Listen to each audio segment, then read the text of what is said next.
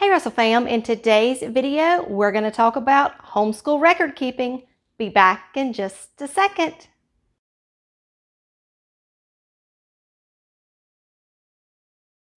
Hi, my name is Becky and welcome to Russell's Loving Life. If you are new to our channel, welcome. We are so glad you are here. Please consider subscribing and clicking that little bell notification down at the bottom. That lets you know every time we upload a video. I am a homeschooling mom of 2 and I have been homeschooling since 2012. We also have a blog, which is russellslovinglife.com.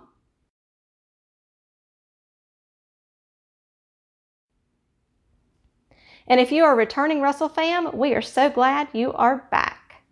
Now that we are back home from Hurricane Sally, cleanup, and all of that, I wanted to record this video, but I didn't have my stuff with me. I had a mom ask me down in the comments below how I keep up with my record keeping. Well, every state's requirements are different, so make sure you know that. But here in the state of Mississippi, we are not required to keep up with anything. The only thing we are required to do is to register our children with our attendance officer if they are the ages between 6 and 17. That is all we are required to do in the state of Mississippi. But in case that ever changes, I want to make sure I have records of everything I have ever taught Bailey. And so I can prove that he actually was taught it and he learned it. Okay, the first thing I'm going to start off with that I keep up with, I know most states require it, is that you are required to homeschool 180 days. Again, here in the state of Mississippi, we are not required to do that, but I keep up with it every day that we homeschool. I keep it in this little notebook. This is our last year, so I'm putting up all of our last year stuff because we're getting ready to start ours. We just finished last year's school year in August. We took a short break, and now we're fixing to start back for our 2021 homeschool year. So what I do is I take pretty much just print these off, punch holes in them up here at the top, and then every day that we homeschool, I write an S on it. So every day we typically homeschool 4 days a week. So I just write an S, and I do that for every month. I keep all of them in here, and I write on here calendar, what school year it is, and then I put it in a box. I will show you my box when I get to that point. And the next thing I do is I do a grade book. I don't do anything fancy. I use a spiral notebook, and I write grade book and the year. That is all I do. And what I do is I have it divided by subjects. Here's spelling for grade 5. Here is the test that was taken, the date it was taken, and the grade that was made. And I do that for every subject that I keep up grades with, and I do that. Then this is pretty much the report card that we go from here.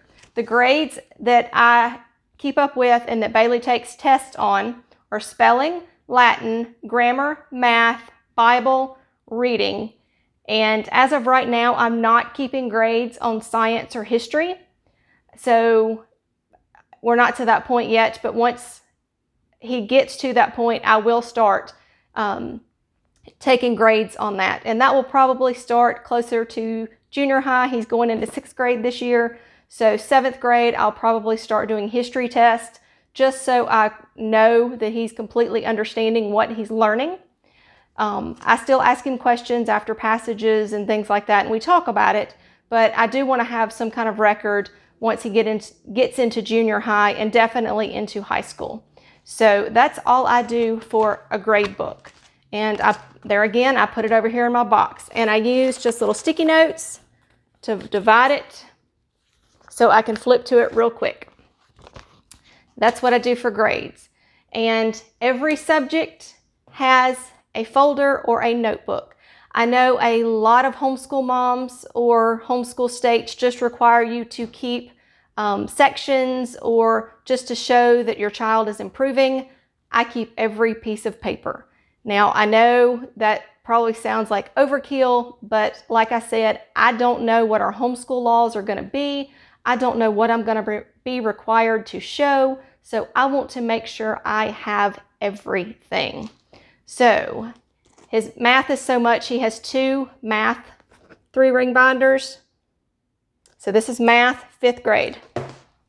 And pretty much language arts I do all in one notebook. We've got grammar, language, writing, grade 5, and vocabulary. He has a separate spelling notebook, which is somewhere, but that one's separate. We have our Bible, grade 5, science 5, and history 5. So if I ever have to prove that he did something in 5th grade, I have everything labeled. Now, I want to show you, and I have a box that I keep in here, and I write Bailey 5th grade and the school year. So once Becca gets into the 5th grade, I can go back and grab these books that aren't written in, and all I have to order are just the student sheets. Now, granted, they may change, or revise it, so I may have to get a new one. But just in case I don't, all I have to do is just order her the worksheets. Grammar's like that. Math is like that. My Father's World homeschool curriculum that we use is like that. So Becca's going into 1st grade this year. So all I had to order for her 1st grade year was the workbooks, the worksheets, because I still have Bailey's My Father's World 1st grade curriculum. Here is the box. I have Becca's stuff here, and then it moves on into Bailey's stuff. So like I was talking about, it says 5th grade here. All I have to do is open this box and pull it out, and I'll have it when I need it for Becca. So I get a sturdy, they're called Banker's boxes, and I write, trying to do this. There's the school year. This is Becca's kindergarten. This is Bailey's 5th grade.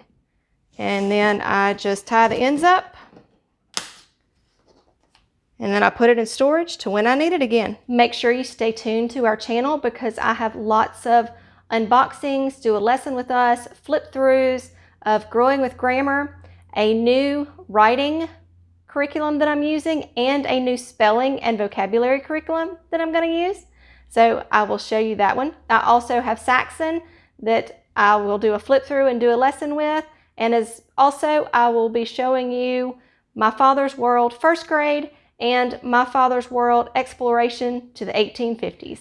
I hope you have found this video to be helpful and informative and maybe give you some tips and some tricks on how to keep up with your child's homeschool stuff. But definitely make sure you know your homeschool state laws and know what you are required to keep up with. And like I said, I know this is probably overkill and I'm just keeping way too much stuff, but I never know what is going to happen in the future. And a lot of this I am going to reuse with Becca anyway, so therefore I've got to keep it. So as always, remember to be kind, be careful, be considerate, and have a great day. Bye.